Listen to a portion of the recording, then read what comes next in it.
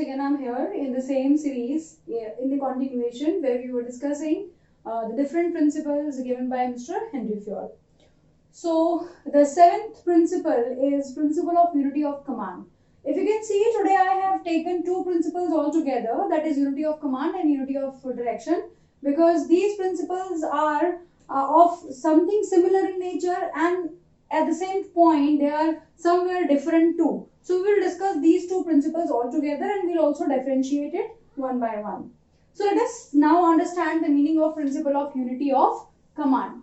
The word command here simply means giving orders, instructions to your subordinate. So definitely principle of unity of command decides or talks about the authority of a manager. It is a principle which talks about the flow of authority, and as we know, the flow of authority is always top to bottom. So this principle says that at a time, each subordinate must receive orders and instructions from only and only one superior. If you see in the diagram, if there is a production manager, so production manager can give the orders and instructions to each subordinate working under production department one at a time. What happens if the workers working under production department start getting orders from production department as well as the manager of finance department? What will be the implication? The implication will be employees will be highly confused. Employees will be in a chaotic state of mind that whom to follow, whether to follow the production manager or to follow the finance manager. So in such situation, to make this makes the employee confused, this makes the employee in a situation of chaos, and which always reduce the productivity of highly efficient employee. So Fayol was of the opinion that if we really want to increase the efficiency, the productivity of employee, what one should do, one should always follow principle of unity of command, because this helps to remove any kind of situation of dual subordination. Any employee is not supposed to become the subordinate of two immediate superior at a time.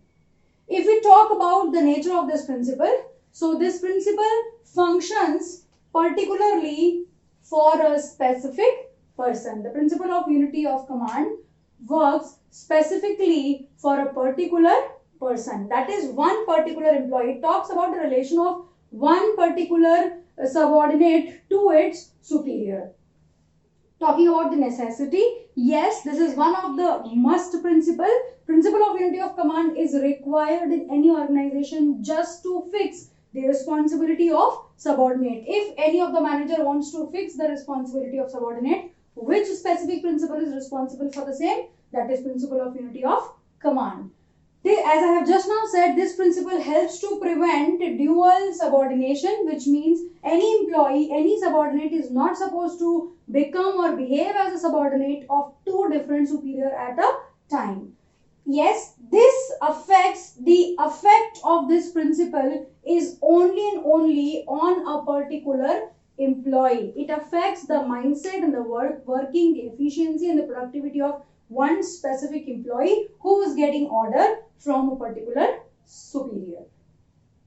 Talking about the next principle, that is principle of unity of direction. Again, the command was giving orders, instructions, that is the flow of authority. The direction is also giving the command, order and instruction or the flow of authority, but this was a call of an individual and this is a call of a group.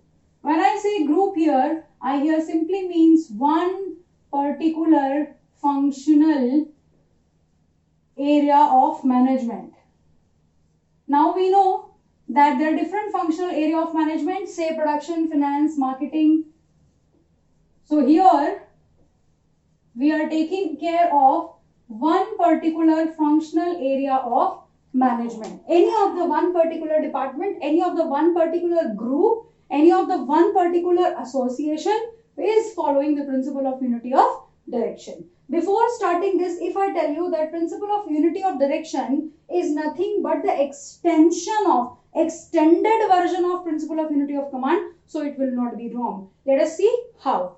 Principle of unity of direction says that there has to be one head for one particular plan. For example, if it is a marketing department, so there has to be only and only one marketing head who is guiding and instructing all his subordinates, all the different supervisors and foremans as per the demand of the marketing plan. This, as if we see in nature, yes, this is a call or affects or takes consider or take care of the organization as a whole, not for only individual. Unity of command is required, as we see that unity of command is required to fix up the responsibility of each subordinate, but the unity of direction is required for a smooth operation of an organization. If we want an organization to succeed, to work and to operate in a sound manner, the particular principle required is the principle of unity of direction.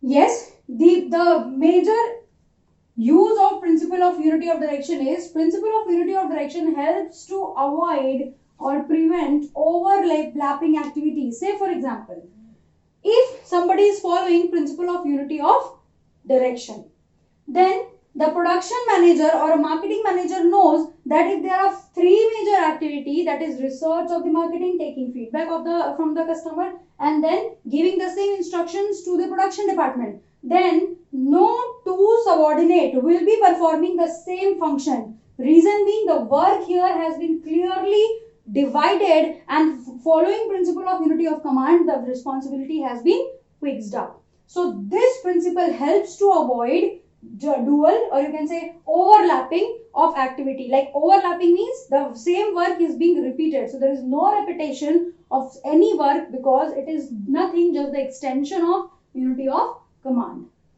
And if we talk, yes, this is very, very severe. If we violate principle of unity of command, it may affect one person, but if we violate unity of direction, it is simply going to affect the entire organization as a whole. So now if you see, you can see with the diagram, with the help of diagram itself, that unity of command affects, directs two people, that is one is subordinate, one is superior, another is subordinate. But unity of direction is all about managing the entire organization at a time, managing the whole group at a time, that is right from the one particular functional area, maybe marketing department, production department, finance department, and the different subordinate in that particular department.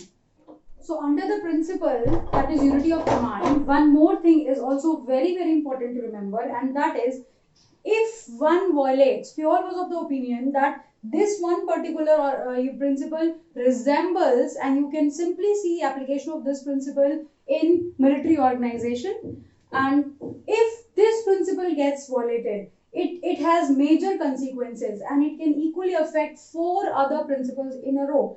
Fioll gave a statement where he said that if principle of unity of command gets violated, the authority will be undermined, the authority is undermined, discipline is in jeopardy, order disturbed, and stability threatened. Which means at a time, four other principles also gets disturbed if we just do not follow one principle, that is unity of command. So unity of command has a direct connection with the principle of authority, discipline, order, and stability of personnel. The next principle is principle of centralization and decentralization. Here, before we talk what is the principle, it is very important to understand what is the meaning of the word centralization as well as decentralization. Centralization, as you see, the C stands for concentration of power to the hands of very few people at the top. If you remember the managerial hierarchy, the hierarchy is like this. So which makes, when we centralize it, we try to concentrate power to the very few hands at the top level. Whereas what is decentralization? Decentralization is the distribution of powers to the lowest level. That is, it happens through the process of delegation. The name of the process is called delegation. Through delegation, the superior transfers his or her powers as well as responsibility to the subordinate for the work to be completed on time. What was Fioll's idea? Fioll's idea was, there has to be a balance between centralized structure and decentralized structure. That is, none of the concept entirely it is good for the organization. For example, if we take the example of complete centralization leads to delay in decision making, because then the powers are always and always concentrated in the fewer hands. So we should always look up to the orders and instructions to come, and then accordingly we proceed. Therefore, complete centralization is not a good idea. If we talk about the decentralization, then complete decentralization is also not a good idea, it's not a favorable idea. Reason being, complete decentralization makes it difficult for the organization as a whole to come up to a common conclusion, because then everybody, say for middle and lower level and the people working at the floor level, everybody is having enough authority to take to make decisions of their own. So it is never suggested to go for a complete centralized structure as well as to come for a complete decentralized structure. Now, what is the common conclusion? The common conclusion that Fayol suggested is there is a need to balance the both centralization as well as decentralization. Reason being, if we want to involve subordinate, because it is not good to keep all the powers at the top in the hands of the few people at the top. So it is always suggestible to involve the suggestion from subordinates. So if we want to involvement of subordinates in the decision making process, we should always and always adopt the policy of decentralization. But still, the final decision and the final authority must be retained for a strict decision and for a common conclusion in the hands of top. So this is a conclusive statement given by Fayol, that then there is a need to balance both a centralized structure and a decentralized structure. How? If we want to involve the subordinates in the decision making, we should go for decentralization, but at the same time we have to retain the final authority through centralization in the hands of top. If we see the example of panchayats in Indian village, so we see that in the federal system, when we talk about the micro units, these are villages. So in villages, the supreme authority is panchayat, and panchayats have been given the utmost powers, funds, and they can decide that where these funds has to be invested, but and how. So at national level, this is the best example of decentralization, right? Which means even at the smaller micro level, no government, no central government authority is going to poke their nose and decide anything for them, because this is how the system is decentralized as and centralized as well. Because among the panchayat, there is a head of 5 people, and these panchayat pramukh decides and takes major decisions for a particular village. The very next principle given by Mr. Fayol is subordination of individual interest to general interest. Here, two major words are of most importance. One is subordination, that is, one particular interest has to be subsided over the interest of the another one. Now, the word interest here means the benefit, and as we say, the subordination of individual interest. So here, individual interest is the interest of a smaller body, and general into a general interest, which means the organization as a whole. We know that organization as a whole has greater number of stakeholders like community, consumers, employees, shareholders, society as a whole. So at any cost, any manager should not behave in such a way which leads to superseding the interest of a smaller group interest, or you can say a smaller stakeholder of a society. For example, the smaller stakeholder may be the manager itself, the employees itself, the worker itself. If we take an example, suppose there is a manager whose family belongs to a particular manufacturing department of a particular kind of raw material. The manager works in the same industry where the family background or the product produced in his family has been used as a raw material. So in this situation, and the manager is working as a marketing manager. So if the marketing manager has to place an order, what does the principle of subordination of individual interest says? The principle says that the manager should first of all check and place the quotation in the market that wherever the minimum cost of raw material is available. But if in this situation the manager behaves and simply goes and places an order to his own family member for the benefit of the family, the principle of subordination interest into general interest gets violated. So the idea is at no cost the interest of a larger group, that is the organization as a whole or the company as a whole, should be compromised for a smaller portion of a stake, you can say, or for an employee or for a particular manager. So this was all in no cost, the organizational interest should be subsided. The very next principle is principle of scalar chain. Under the principle of scalar chain, Fjoll tried to establish a chain of communication. In every organization, we know that organization is a set of superior and subordinate relationship. There are more subordinates and equal and almost number of superior in an organization. So Fjoll was of the opinion that in an organization, a particular hierarchy must be followed. A particular rank must be followed from the highest rank to the lowest rank. And when it comes to communication or passing of command or sending, whether the communication is upward or downward, in both the situation, what is very much important? The important is following the particular scale, the particular line of communication or line of command. He named this particular idea as a principle of scalar chain. It looks like an inverted V, where he talks that a person, a CEO who is at the top level, should give order and instruction to the different manager, different departmental manager. The order and instructions from come through different department managers to the different general manager, or you can say to the different subordinate and working immediate subordinate working under them, and then from those subordinates to the supervisors and then to the foreman. So this is to be followed in every organization in ordinary course of time. This was his idea, to maintain a kind of discipline in the organization and to make a kind of formal line of communication.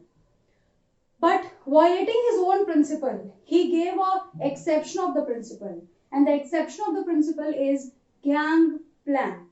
The concept of gangplank is nothing but it is a shortest route of communication provided by Henry Fjoll in time of or at times of emergency. In case of emergency, each and every subordinate, forgetting about their superior, provided they must be working at the same level, they can communicate to each other right without following the different chain of command or scalar chain discussed right now, because then in case of emergency, following scalar chain may leads to delay in communication. So to avoid such kind of delays, Fjoll was of the opinion to follow the definite line, which is called scalar chain, and for emergency to follow a shortcut or a shortest route, that is gangplank. Under the principle of initiative, Fjoll was of the opinion that the word initiative means the first step taken out of self-motivation. Initiative must be encouraged in every organization. That is, in every organization, employees should be given that much of freedom where they can talk about something which is for the good of the organization. A good organization is any good organization, any good company must have an employee suggestion system. What is the benefit of this employee suggestion system? Through these suggestions, management keeps getting different suggestions and different initiative of employees, because it is always and always encouraged. And if any such suggestion which is reducing the cost, which is increasing the efficiency, and which is increasing the productivity at the same time, must be rewarded by the management. So initiative must be encouraged because this helps for the smooth functioning of the organization. This also makes the employees feel self-accomplished, also to be connected as a part of the organization. So principle of initiative is a must for every organization.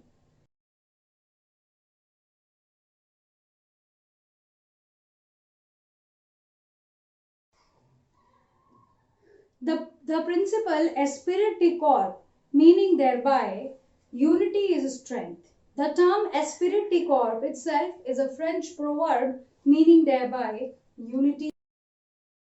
Under the principle of stability of tenure, Fioll was of the opinion that the most delicate resource of an organization is the human resource. So while selecting the human resource, while selecting the employees and the workers, the manager must take utmost care. A proper and a fair system of selection must be followed, because once an employee has been selected, because the selection is itself is a tedious process, it's a rigorous process, then we give advertisement, we select, we appoint, we hire a panel of experts for the interview purpose, and then we finalize one particular person who is the most suitable for the given kind of job. Once a person has been selected through a rigorous process, now the person must be given minimum time to perform and to showcase their results, because the immediate termination or following any kind of advertism will lead to suppress the employee, also to create a kind of sense of insecurity and instability in the organization. And remember, not a single unstable organization can perform better. So Fioll was of the opinion that follow a stability of personnel in the organization. That is, give your employee a minimum time to get adjust in the environment, give them a minimum time and environment and resource to produce better, to learn and grow as an individual.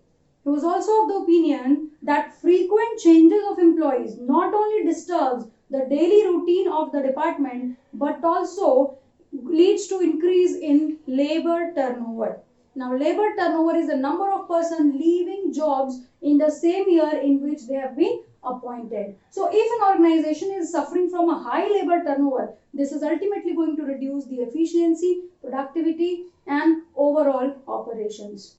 Hiring employees again and again is going to increase the selection cost, and you can say search cost gets increased. So any kind of advertism should be completely avoided. To avoid a kind of insecurity, an organization must give a minimum time to its subordinates to perform to their best.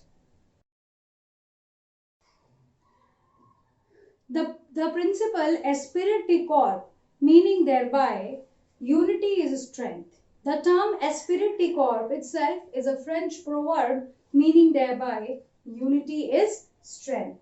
Under this principle, Fioll was of the opinion that a manager must try to foster team spirit in its organization, because together everyone achieves more. The feeling of I should be replaced with the feeling of we. Principle of esprit de corps brings a kind of harmony and coordination in the working style of any organization.